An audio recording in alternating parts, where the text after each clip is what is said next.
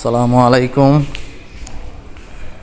আসলে আপনার বিদেশে আসলে সব কাজই করা লাগে, এক কথায় সব কাজ। দেখেন, আমি ওয়েল্ডিংয়ের কাজ জীবনও করি নাই, তো এখানে মোটামুটি একজনের সাথে মোটামুটি কাজে যাই। সে সুবাদে মোটামুটি মনে করেন যে এই একটু শিখলাম আর কি। তো সেই সুবাদে আজকে ট্রাই করলাম, বসে দিলেও ছোটো একটা কাজ।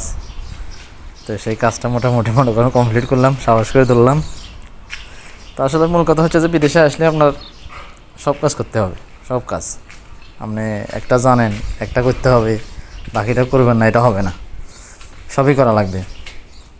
তা আসলে বিদেশে যদি আপনি যে কোনো কাজ যদি আপনি জানেন, আপনার জন্য বেটার।